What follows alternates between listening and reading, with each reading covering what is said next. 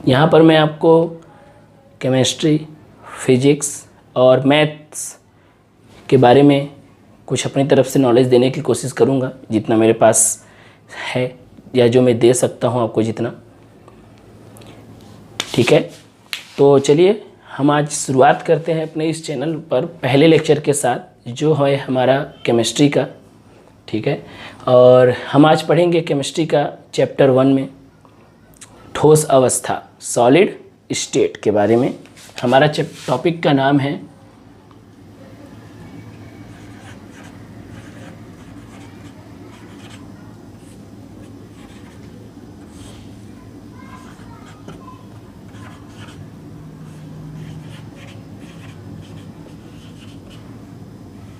ठोस अवस्था। तो बच्चे लोगों, सबसे पहले मैं आपको इसका एक जनरल इंट्रोडक्शन बता दूं, ठीक है, अपनी तरफ से। मान लीजिए ये हमारा पूरा यूनिवर्स है, ब्रह्मांड यूनिवर्स है, दो चीज़ों से मिलकर बना है। एक है द्रव्य, मैटर बोलते हैं, और एक है ऊर्जा यानी एनर्जी। दो चीज़ों से मिलकर बना है ये, द्रव्य और ऊर्जा।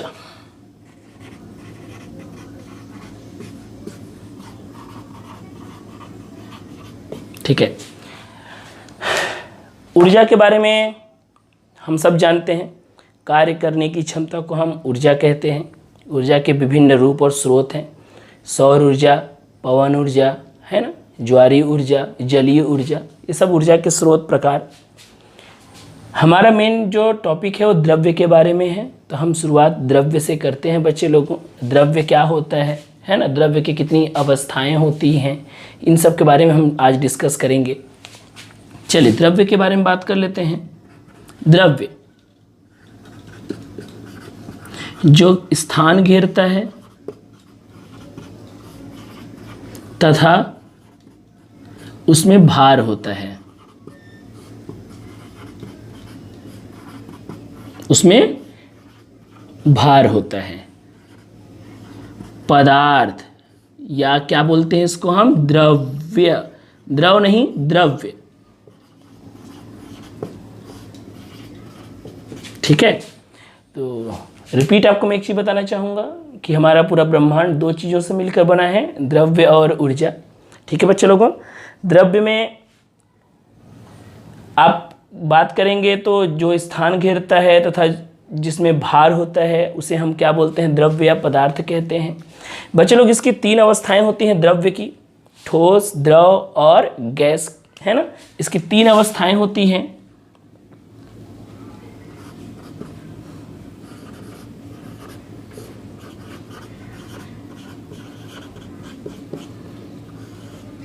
तीन अवस्थाएं होती हैं, कौन कौन सी होती हैं, छोटी क्लास से हम पढ़ते आ रहे हैं। ठोस यानी सॉलिड, द्रव यानी लिक्विड, और गैस। अब बात यहां पे ये आती है बच्चे लोग कि इसमें से, ठीक है, कौन सी अवस्था स्थायी होगी, कब स्थायी होगी, किस कारण स्थायी होगी। तो आपको बता दूं, दो विरोधी कारक होते हैं, फैक्टर्स होते हैं। एक होता है आपके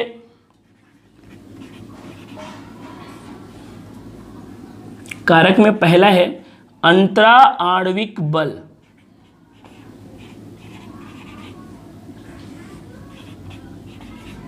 ठीक है, इसको इंग्लिश में इंटरमोलिकुलर फोर्स कहते हैं।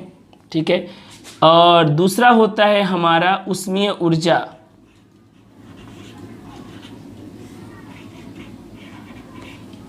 ठीक है, हीट एनर्जी बोलते हैं।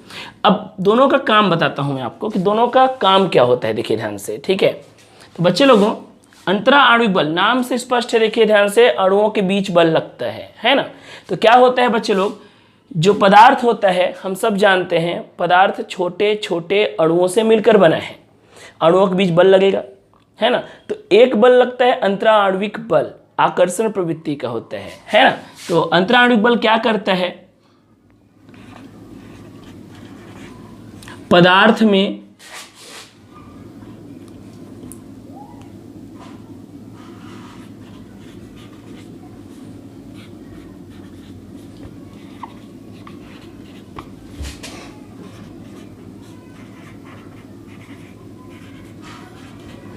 पदार्थ में अणु एक दूसरे पर आकर्षण बल लगाते हैं, ठीक है, यह है अंतराणविक बल। और उसमें ऊर्जा क्या होती है बच्चे लोगों, बता दूं आपको,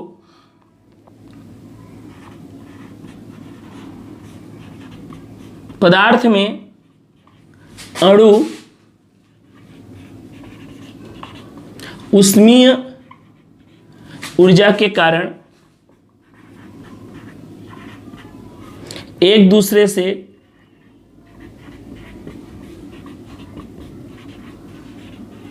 पृथक यानी अलग, सेपरेट, पृथक होने की प्रवृत्ति रखते हैं।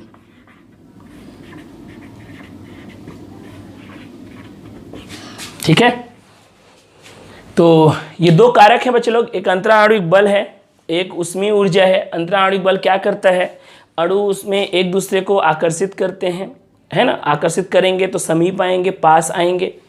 और ऊष्मीय ऊर्जा में क्या होता है, ऊष्मीय ऊर्जा के कारण पदार्थ में अणु ऊष्मीय ऊर्जा के प्रभाव के कारण क्या होते हैं, एक दूसरे से दूर जाते हैं। क्यों, क्योंकि इनको ताप मिलता है तो गति, मूवमेंट बढ़ जाती है इनकी, एक दूसरे से दूर जाने की कोशिश करते हैं। अब कोई पदार्थ जिसकी तीन अवस्थाएं होती हैं, ठोस, द्रव और गैस, कोई पदार्थ की कौन सी अवस्था स्थायी होगी वो डिपेंड करता है बच्चे लोग इन दो कारकों में से कौन सा कारक ज़्यादा प्रभावी है। एक उदाहरण लेकर बात करेंगे तो ज़्यादा समझ में आएगा बच्चे लोग हमको। हम बर्फ का उदाहरण लेते हैं, चलिए, बर्फ जो कि फिलहाल ठोस अवस्था है, ठीक है। कब होता है बर्फ ठोस अवस्था में, ताप कम होने पर। ताप क्या कम होने पर है ये, है ना। ताप कम रहेगा तो क्या होगा बच्चे लोग, ताप कम होने पर ऊष्मीय ऊर्जा कम होगी, अंतराणविक बल ज्यादा होगा।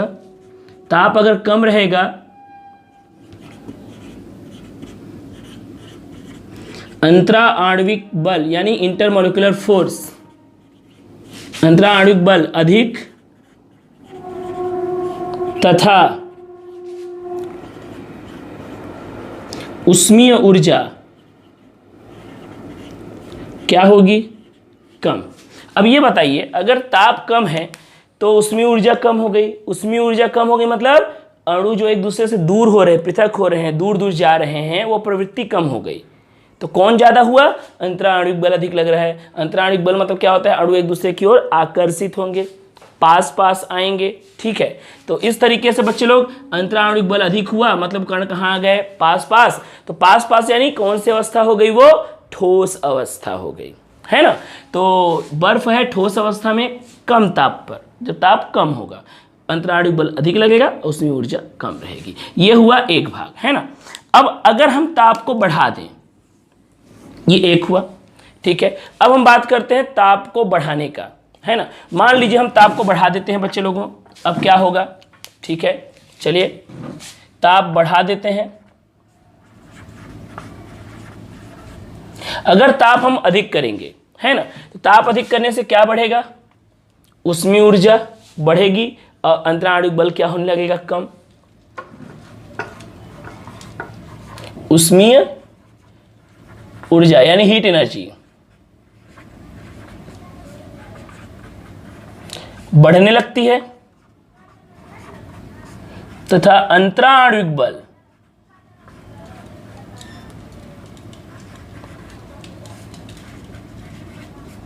अपेक्षाकृत कम होने लगता है।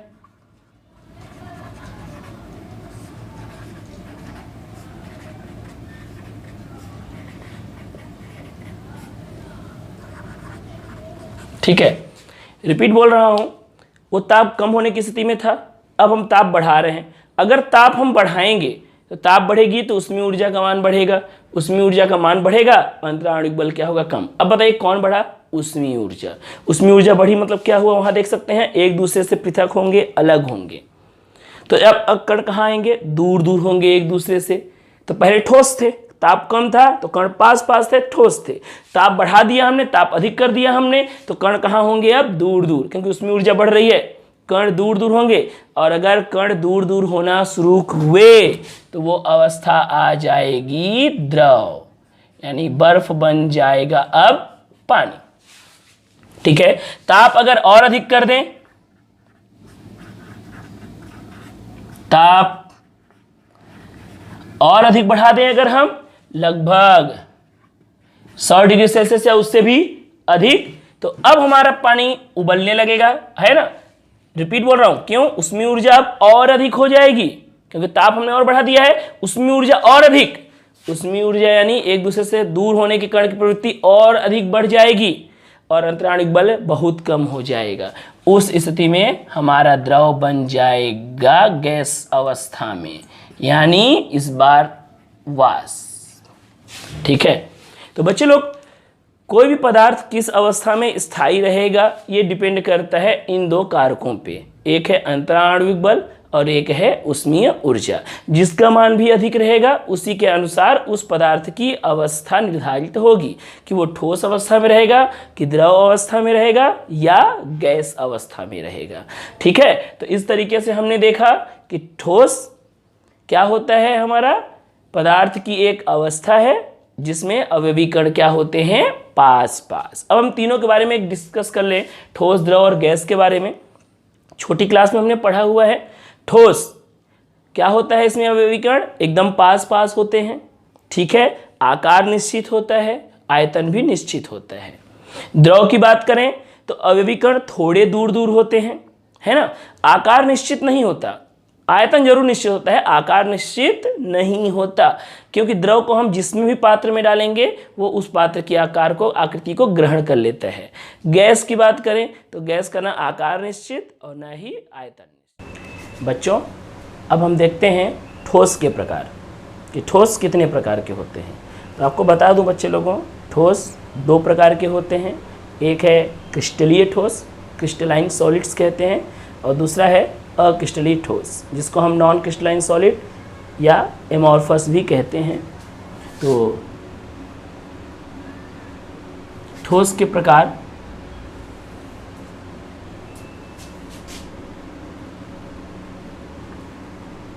क्रिस्टलीय ठोस,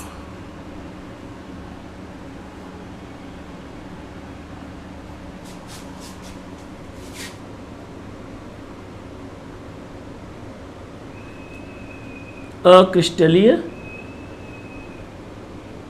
ठोस। अब हम इनमें अंतर देखते हैं कि क्रिस्टलीय और अक्रिस्टलीय ठोसों में क्या अंतर है।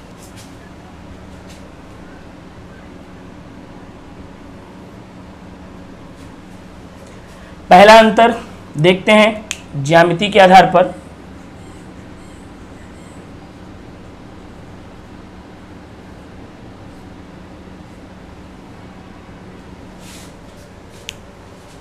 क्रिस्टलीय ठोस में बच्चे लोगों जो अवयवी कण होते हैं, अवयवी कण यानी अणु, परमाणु या आयन। ठीक है, क्रिस्टलीय ठोस में अवयवी कण एक नियमित क्रम में, निश्चित ऑर्डर में क्या होते हैं, निश्चित क्रम में व्यवस्थित रहते हैं, इसलिए इनकी ज्यामिति क्या होती है, निश्चित होती है। अक्रिस्टलीय ठोसों में अवयवी कणों की कोई निश्चित व्यवस्था नहीं होती है, इसलिए उनकी ज्यामिति अनिश्चित होती है। तो क्रिस्टलीय ठोस की ज्यामिति क्या होती है बच्चे लोगों, निश्चित, और अक्रिस्टलीय ठोसों की ज्यामिति अनिश्चित होती है। इसको हम एक उदाहरण से देख सकते हैं बच्चे लोगों। क्रिस्टलीय ठोस का हम उदाहरण ले लेते हैं NaCl। ठीक है, NaCl में हम देखते हैं NaCl का ये क्रिस्टल संरचना हमने बनाया है।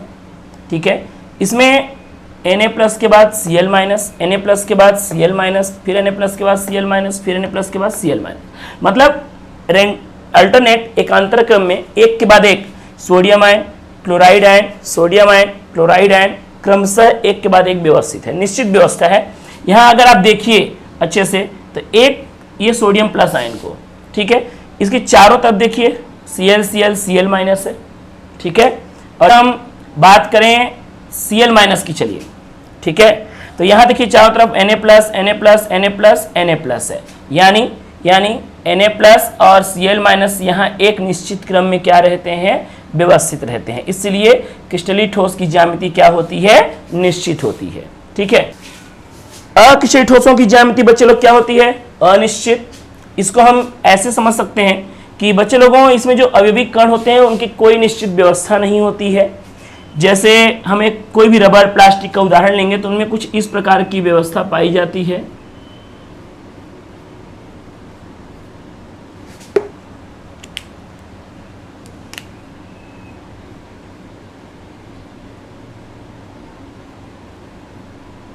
कुछ ऐसी, यहाँ कोई निश्चित व्यवस्था नहीं होती है, ठीक है। कोई भी अवयवी कण कहीं भी किसी भी प्रकार से व्यवस्थित रहता है, इसमें कोई निश्चित व्यवस्था नहीं होती, इसलिए अक्रिस्टलीय ठोसों की ज्यामिति अनिश्चित होती है। तो पहला है ज्योमेट्री के बारे में हमने पढ़ा कि क्रिस्टलीय ठोसों की ज्यामिति ज्योमेट्री क्या होती है, निश्चित रहती है। अक्रिस्टलीय ठोसों की ज्यामिति क्या होती है, अनिश्चित रहती है। दूसरा है बच्चे लोगों गलनांक।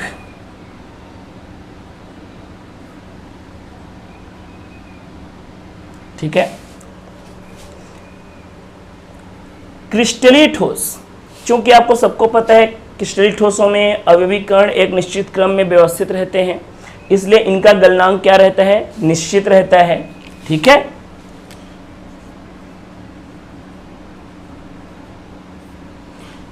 अक्रिस्टलीय ठोस में अवयवी कणों की कोई निश्चित व्यवस्था नहीं होती, इसलिए उसमें जो अक्रिस्टलीय ठोस के पदार्थ के उदाहरण जो होते हैं उनका जो गलनांक होता है वो निश्चित नहीं होता, हम बोल सकते हैं कि वो अनिश्चित होता है। हाँ, तापमान का एक परास होता है,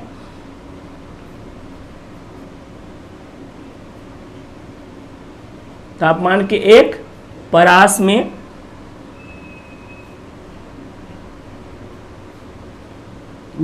नरम पड़ते हैं। इसको एक सिंपल उदाहरण ले सकते हैं बच्चे लोग, जैसे कोई भी हम एक लोहा आयरन या कुछ भी लेते हैं अगर हम, ठीक है, आयरन ले लेते हैं या कोई भी धातु ले लेते हैं बच्चे लोगों, तो इसके हम 3 टुकड़े को अगर हम अलग अलग गर्म करें, इसको अलग अलग गर्म करेंगे तो हम देखेंगे कि जितने पर ये पिघलता है उतने ही ताप पर ये भी पिघलेगा, उतने ही ताप पर ये भी पिघलता है। तो ये हम इससे ये स्पष्ट हो जाता है बच्चे लोगों, प्रैक्टिकली प्रूव्ड है कि जो क्रिस्टलीय ठोस होते हैं उनके गलनांक क्या रहते हैं, निश्चित रहते हैं। लेकिन अगर हम अक्रिस्टलीय ठोसों की बात करें बच्चे लोगों, तो इसमें भी अगर हम एक उदाहरण ले लें, चाहे एक टायर का उदाहरण ले लेते हैं। ठीक है, जब हम एक टायर को बच्चे लोगों गर्म करते हैं तो कुछ भाग जलते रहता है ना, कुछ भाग पिघला रहता है और कुछ भाग अभी भी कठोर रहता है ना। मतलब वो एक तापमान के एक परास में, ठीक है, क्या होता है, पिघलता है। कोई एक फिक्स वैल्यू नहीं रहता कि इतने से इतने ताप पर ही पिघलेगा, 50 से 100 के बीच पिघलेगा, 100 से 150 के बीच पिघलेगा, कुछ ऐसा एक रेंज होता है, परास होता है, उस परास में, उस रेंज में ही वो पिघलता है या नरम पड़ता है। ठीक है, क्रिस्टलीय ठोसों की तरह उनका कोई निश्चित गलनांक नहीं होता है। तीसरा विदलन गुण।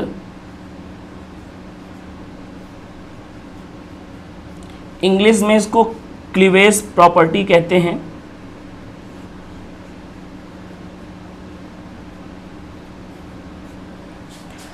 अब क्रिस्टलीय ठोस क्या है, विदलन गुण प्रदर्शित करते हैं।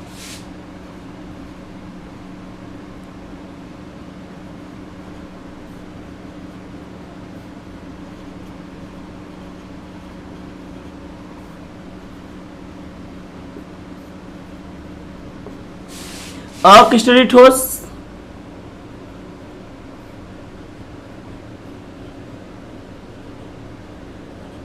विदलन गुण प्रदर्शित नहीं करते। ठीक है, इसको एक उदाहरण से देखते हैं बच्चे लोग विदलन गुण के बारे में। ठीक है, अब हम एक उदाहरण लेते हैं जैसे NaCl का।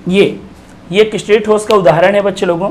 अगर हम देखें यहां से, तो अगर हम यहां से इसे काटें इस क्रिस्टल को, ठीक है, अगर यहां से हम काटते हैं तो आप देखेंगे कि ये जो कटा हुआ भाग मिलेगा आपको, वो क्या मिलेगा, स्मूथ मिलेगा, मतलब सपाट रहेगा, चिकना रहेगा। ठीक है, रफली नहीं रहेगा, खुरदुरा नहीं रहेगा। इस भाग को अगर यहां से काटें, ठीक है, या आप ऐसे काटें, तो आपको काटने से क्या होगा, इतने भाग से जब कटेगा, ध्यान रखना, तो या तो ऊपर या नीचे जो भी आप बोलेंगे, वो दोनों सतह चिकनी सपाट समतल रहती है, ठीक है। और उसमें भी जो कटा हुआ भाग रहता है उसमें भी सेम अरेंजमेंट रहता है जो इसके मेन जनक स्ट्रक्चर में है, वही व्यवस्था अरेंजमेंट, वही गुण उसमें भी रहता है, ठीक है। लेकिन अगर हम अक्रिस्टलीय ठोसों के बारे में बात करें बच्चे लोगों, तो अक्रिस्टलीय ठोस में आप सबको पता है कि जो अरेंजमेंट होती है वो कोई निश्चित क्रम में व्यवस्थित नहीं रहते अवयविक कण, उसके कोई भी कहीं भी रेंडमली व्यवस्थित रहता है, ठीक है। तो उस स्थिति में बच्चे लोग अगर हम कहीं से इसको काटते हैं, ठीक है, ऐसे धारदार औजार से, ठीक है, तो उसमें जो ये दिख सकता है ये सब अवयवी कण बीच में आ रहे हैं, जिसके कारण वो जो सतह मिलेगी आपको वो खुरदुरी मिलेगी, रफली मिलेगा। तो हम ये बोलेंगे बच्चे लोगों कि क्रिस्टलीय ठोस विदलन गुण प्रदर्शित करता है और अक्रिस्टलीय ठोस विदलन गुण प्रदर्शित नहीं करता है, ये इसका तीसरा अंतर है। बच्चों लोग चौथा जो गुण हम पढ़ेंगे ये मेन गुण में से एक है डैसिकता,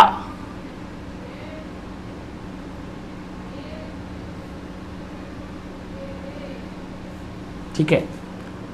सबसे पहले आपको बता दूं इसमें दो टाइप का होता है, एक होता है समदैशिक और एक होता है विषमदैशिक। समदैशिक और विषमदैशिक, आपको बता दूं क्रिस्टलीय ठोस विषमदैशिक होते हैं, ठीक है, एनिसोट्रॉपी बोलते हैं इसको इंग्लिश में। और अक्रिस्टलीय ठोस क्या होते हैं, समदैशिक होते हैं, आइसोट्रॉपी बोलेंगे इसको हम, ठीक है। अब इसको हम एक उदाहरण समझते हैं। सबसे पहले आपको एक चीज बता दूं कि विषमदैशिक और समदैशिक का मतलब क्या है।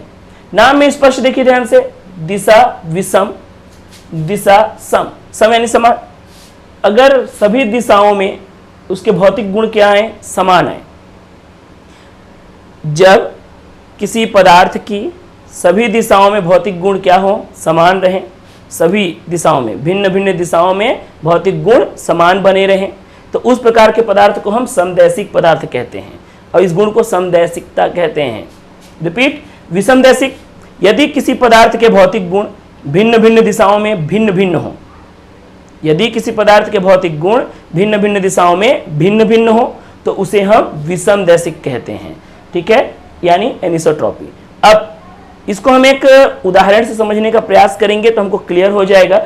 अब वहां पे एक चीज बता दूं आपको, भौतिक गुण कौन से, तो भौतिक गुण विद्युत प्रतिरोधकता होती है, अपवर्तनांक होता है, खासकर अपवर्तनांक का नाम तो आपने जरूर सुना होगा 10वीं में, ठीक है। तो एक बार दोबारा हम बात करते हैं कि दैशिकता के बारे में। क्रिस्टलीय ठोस विषमदैशिक होते हैं, अक्रिस्टलीय ठोस समदैशिक होते हैं। उदाहरण से समझने का प्रयास करते हैं बच्चे लोगों विषमदैशिक के बारे में। तो हम क्रिस्टलीय ठोस का कौन सा उदाहरण अधिकतर ले रहे हैं, NaCl का ले रहे हैं, उसी के उदाहरण समझने का प्रयास करते हैं, सबसे अच्छा वही है हमारे लिए। ये NaCl की क्रिस्टल संरचना हमने छोटा सा बनाया है। अब हम इसको यहाँ प्रूफ करेंगे कि क्रिस्टलीय ठोस विषमदैशिक होते हैं, क्यों और कैसे। तो बच्चे लोग अगर हम इस दिशा से देखें इस क्रिस्टल संरचना को, ठीक है, ऐसी दिशा में, ठीक है, ऐसा में, तो अगर आप देखेंगे तो इसके इस तरफ Na+Cl- Na+Cl- और इस तरफ भी Na+Cl- ऐसे मिल रहा है, यानी एकांतर क्रम में एक के बाद एक Na+Cl- मिल रहा है। लेकिन अगर हम इसी को ऐसी दिशा में देखें, इस दिशा में देखेंगे,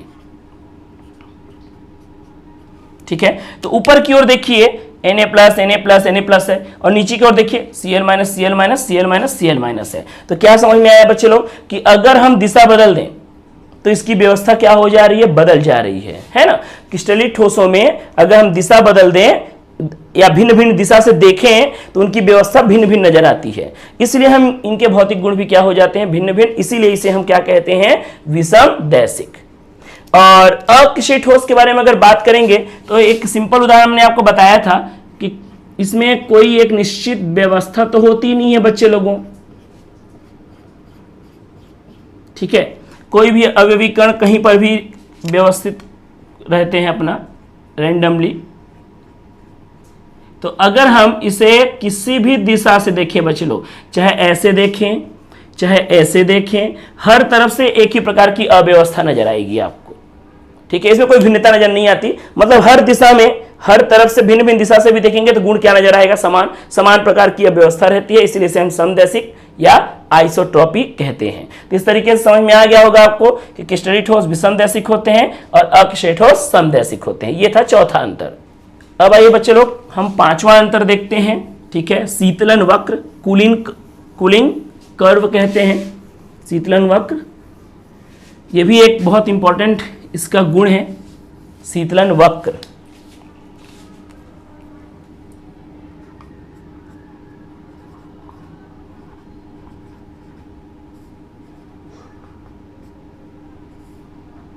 अब नाम से तो स्पष्ट नजर आ रहा होगा आपको, शीतलन वक्र का मतलब क्या है, ठंडा करने वाला वक्र, है ना। जिसमें मतलब हम क्या करते होंगे, दो प्रावस्थाओं में परिवर्तन दिखाते हैं यहाँ पर, कि कोई द्रव से ठोस में बदल रहा है, ठीक है, या भाप से द्रव से ठोस बदल रहा है। इस तरीके से इसमें हम देखते हैं बच्चे लोगों शीतलन वक्र में।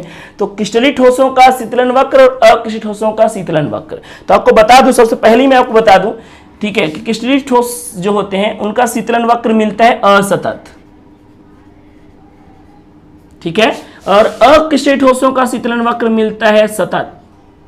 ठीक है, अब हम इसको बात करते हैं, प्रूफ करते हैं, सॉरी, कि कैसे ये असतत है और वो सतत है शीतलन वक्र। इसका एक सिंपल सा उदाहरण लेंगे तो ज्यादा समझ में आएगा बच्चे लोग। भाप का हम एक उदाहरण लेकर इसको समझने का प्रयास करते हैं कि किस प्रकार क्रिस्टलीय ठोस असतत शीतलन वक्र दर्शाते हैं और अक्रिस्टलीय ठोस सतत शीतलन वक्र दर्शाते हैं। तो आइए हम भाप का उदाहरण लेकर बताते हैं आपको। तो हम क्या करते हैं,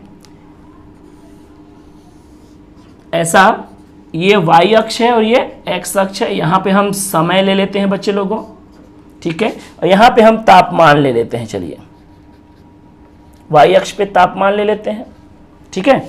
अब हम क्या करेंगे, भाप को लिए हैं मान लीजिए, ठीक है, तापमान पहले मान लो 160 डिग्री सेल्सियस था, ठीक है। फिर अब चूंकि शीतलन वक्र है बच्चे लोग, तो अपने को कम करना पड़ेगा ताप। तो मान लीजिए पहले यहाँ पे था, हमने 160 से 150, 140 ऐसी करते करते कहाँ ले गए, 100 तक, है ना। तो देखिए ताप में कमी आ रही है, ताप नीचे की ओर गिरेगा, और समय बढ़ रहा है तो समय आगे की ओर भागेगा। तो इस तरीके से जो वक्र मिलेगा बच्चे लोग कुछ ऐसा मिलेगा। मान लीजिए ये हम पहुंच गए, मान लीजिए कहाँ पे, 100 तक। ये 160 था, 100 डिग्री सेल्सियस। अब ध्यान दीजिएगा, यहाँ पे मेन यहीं पे ध्यान देना है आपको। जैसे ही 100 डिग्री सेल्सियस पे ताप पहुंचेगा, ठीक है, यहां से शुरू होगी अवस्था परिवर्तन। कैसे, अब भाप बदलेगा जल में। किसमें बदलेगा, जल में। और याद रखेंगे आप इस समय, जब तक सारा के सारा भाप जल में नहीं बदल जाता, जब तक कि सारा भाप जल में परिवर्तित नहीं हो जाता, तब तक ये टेम्परेचर नीचे नहीं गिरेगा, मतलब 90-80 नहीं पहुंचेगा। तो अब क्या होगा, समय तो बढ़ेगा आगे, लेकिन जो तापमान है वो अपनी जगह नियत रह जाएगा, वो नहीं भागेगा। ठीक है, तो तापमान कहां रह जाएगा बच्चे लोगों, तापमान 100 था, 100 पर ही रह जाएगा और समय आगे भागेगा। ऐसे ये कहलाएगा अवस्था परिवर्तन यहां पर हो रहा है। ठीक है, भाप था, अब बदल रहा है जल में। जैसे ही सारा भाप बदल गया किसमें, जल में। अब आप तापमान कम करेंगे तो तापमान में कमी आना शुरू होगा। तो अब कम होते होते 90, 80, 70 कम होते होते कहाँ जाएगा बच्चे लोगों, 0 डिग्री सेल्सियस पे। ठीक है, तो अब समय बढ़ेगा और ताप भी कम होगा, ऐसा।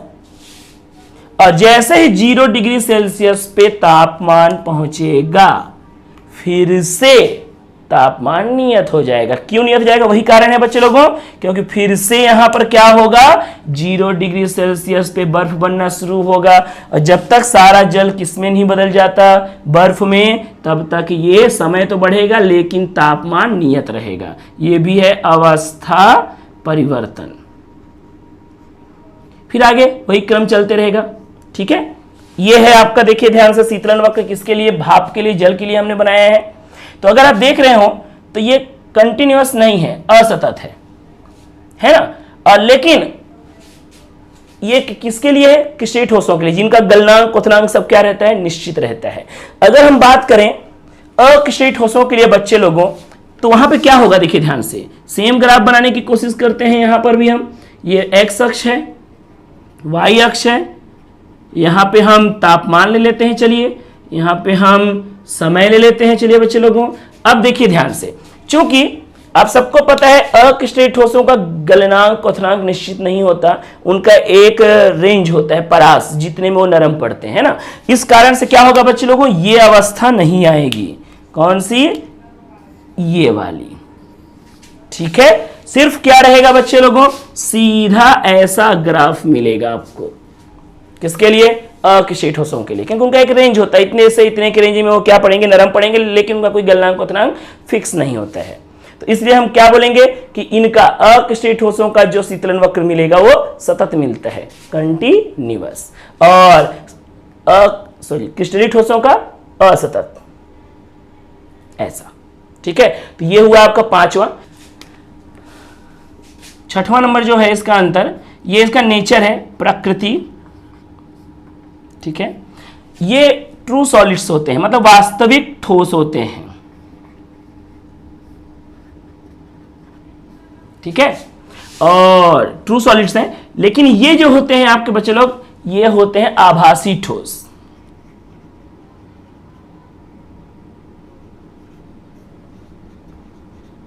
ठीक है, ये रियल सॉलिड्स कहलाते हैं, वो सूडो सॉलिड्स कहलाते हैं। तो ये आभासी ठोस क्यों? वास्तव में ठोस कैसे नहीं है? क्योंकि एक उदाहरण समझ लेते हैं, ज्यादा समझ में आ जाएगा। क्रिस्टलीय ठोस वास्तविक ठोस इसलिए होते हैं बच्चे लोग, क्योंकि इनमें अवयवी कण एक निश्चित क्रम में व्यवस्थित रहते हैं, उनके बीच प्रबल एक आकर्षण बल रहता है ना। ये वास्तव में ठोस होते हैं। लेकिन अक्रिस्टलीय ठोस जो होते हैं वो आभासी होते हैं। इसका सिंपल सा उदाहरण मैं आपको बता दूं, कांच। कांच आपको देखने से लगता होगा कि वो तो ठोस है, वास्तविक ठोस है, लेकिन ऐसा नहीं है। कांच हमारा अक्रिस्टलीय ठोस में आता है बच्चे लोगों, और वो आभासी ठोस है, वास्तविक ठोस नहीं है। उदाहरण के लिए आप सबसे पहले, अगर आपके घर में कांच की खिड़की लगी होगी तो देखिएगा ऊपरी सिरा उसका पतला हो जाता है समय बीतने के साथ साथ, और जो निचला सिरा रहता है बच्चे लोगों, वो सिरा आपका मोटा नजर आता है। इसलिए देखना कई बार कांच ना खिड़कियां जो होती हैं वो जाम हो जाती हैं, आगे पीछे खिसकती नहीं है। कारण वही है बच्चे लोग कि समय के साथ साथ कांच में क्या होता है? बहने का गुण होता है। बहने का गुण किसमें होता है बच्चे लोग? द्रव में रहता है, लेकिन वास्तव में तो द्रव नहीं हो, लेकिन ठोस भी तो नहीं है, तो वो आभासी ठोस कहलाता है। ठीक है, कांच में ऊपर से नीचे की ओर बहने गुण आता है बच्चे लोग, इसलिए ऊपर का सिरा पतला हो जाता है और नीचे जाकर सब चीज जो जमा होता है, इसलिए वो सिरा क्या हो जाता है? मोटा हो जाता है। तो इस तरीके से आप समझ सकते हैं अक्रिस्टलीय ठोस आभासी ठोस कहलाता है। ठीक है, और ये क्या कहलाते हैं? वास्तविक ट्रू सॉलिड्स हैं।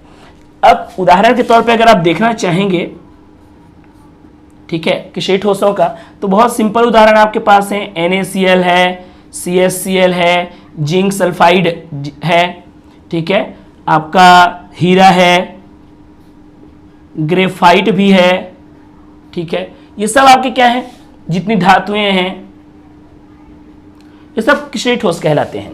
अक्रिस्टलीय ठोसों में क्या आएंगे बच्चे लोगों? उदाहरण में रबर, प्लास्टिक, क्वार्ट्ज कांच ले सकते हैं, ऐसे इत्यादि बहुत सारे उदाहरण उसमें भी रहेंगे। ठीक है, तो ये सब हुआ बच्चे लोगों, ठीक है, क्रिस्टलीय और अक्रिस्टलीय के बारे में। इस तरीके से हमने क्या पढ़ा कि ठोस दो प्रकार के होते हैं, क्रिस्टलीय और अक्रिस्टलीय, और उनमें 6 अंतर। ठीक है, तो मुझे आशा है कि आपको समझ में आ गया होगा कि क्रिस्टलीय अक्रिस्टलीय क्या होते हैं। तो लास्ट बार इतना बताऊंगा कि आज की क्लास में हमने पढ़ा, पहला इंट्रोडक्शन क्लास था बच्चे लोगों। थोड़ा मुझे भी पहली बार ऑनलाइन क्लास मतलब ले रहा हूँ, मैं बना रहा हूँ, तो मुझे भी थोड़ा सा प्रॉब्लम होती है। धीरे धीरे हमें भी आदत पड़ जाएगी थोड़ा सा, तो आगे आगे आने वाले वीडियो में थोड़ा सा और फ्लुएंसी आएगी अच्छे से बोलने की। ठीक है, और थोड़ा सा आज गर्मी भी ज़्यादा है, लेकिन मैंने वादा किया था कि 15 मई से हमारा वीडियो आएगा, तो बनाना था आपके लिए, तो मैंने प्रयास किया है आज छोटा सा। तो बच्चे लोगों पढ़िएगा, समझिएगा, अगर कहीं पे डाउट हो तो कमेंट कीजिए। और एक और रिक्वेस्ट है कि अगर आपको मेरा वीडियो ज़रा भी अच्छा लगा होगा तो प्लीज़ लाइक करें, शेयर करें दोस्तों के साथ, उन्हें भी थोड़ी मदद मिलेगी अगर मैं मदद करने लायक रहा, अगर आपको ऐसा लगता है, और सब्सक्राइब करें। तो मिलते हैं अगली क्लास में। ठीक है, ओके, थैंक यू।